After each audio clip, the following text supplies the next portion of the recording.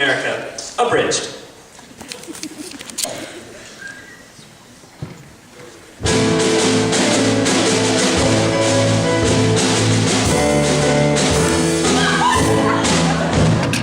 The Civil War, North versus South, industrial versus agrarian, Tyson versus Holyfield. Just as Vietnam was the first war broadcast nightly into American homes, the Civil War is the first of which we have actual photographic images. And tonight, we are proud to relive the triumph and the tragedy of the American Civil War in a slideshow entitled The American Civil War, the Slideshow. Come with us now, back in time to America of the mid-1800s. What was the fuel that made the steam that drove the engine that was the machine of 18th century conquest and domination? It was the blood and sweat of Africa. Millions of brothers lost their lives at the hands of slave traders, and that's no joke. But by the mid-1900s, the pressure was building and the engine was about to blow. They called it a civil war, but there weren't nothing civil about it.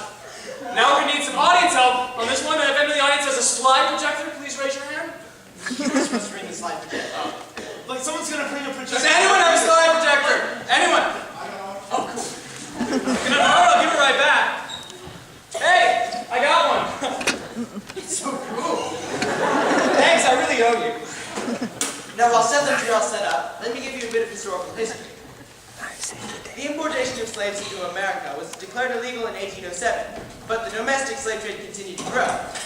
Now, the national debate over slavery continued to grow as well, and the Missouri Compromise of 1820, which allowed slavery in Missouri, but nowhere north of the southern border, created an actual line dividing north and south. This was part of the Mason-Dixon line, which set the scene for the war and killed more men named Zeke than any war in history. So, if you roll the tape, we are proud to present the sounds and images of the enormous and disastrous conflict, the Civil War! The time between the inaugurations of George Washington and Abraham Lincoln was only 72 short years. And yet in those 72 years, America had grown into two separate nations. The South, agrarian, rich in tradition. The North, progressive and industrial. For years, these two nations had struggled with one another. At the heart of the fighting was the issue of slavery. When abolitionist Abraham Lincoln became president in 1861, the South seceded from the Union. The Civil War had begun. This photograph by Civil War photographer Matthew Brady captures the emotion of the Confederate soldier at the Battle of Bull Run. The war was the bloodiest in the history of the nation.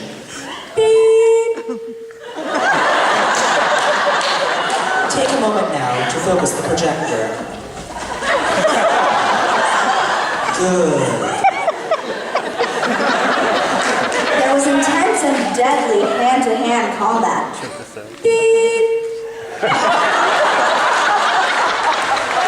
Occasionally, soldiers had their legs blown off. But in the end, the North overwhelmed the South through sheer numbers.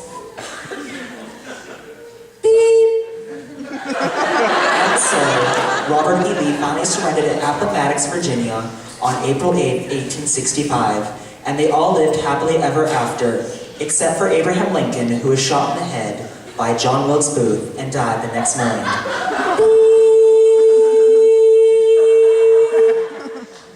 Inspiring, the joke. But other than that, Mrs. Lincoln, how did you like the play? Shut up and stick to the script. Oh my, do I detect a tone of professional jealousy? It's just not funny. You're just threatened because I am a woman. What if I am you? Beep, beep, beep, and beep. You think you can use me and then treat me any way you want in public? I was honest with you. You knew I could never love you. Beep.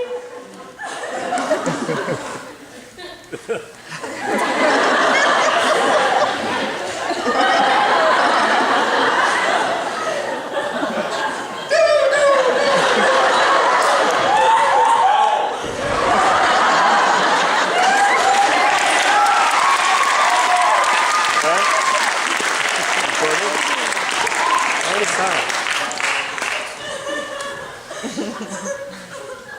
John Wilkes Booth shot Lincoln in a theater and ran to a warehouse. Lee Harvey Oswald shot Kennedy from a warehouse and ran to a theater. Lincoln had a secretary named Kennedy. Kennedy had a secretary named Lincoln. Lincoln was elected in 1860. Kennedy was elected in 1960. Coincidence?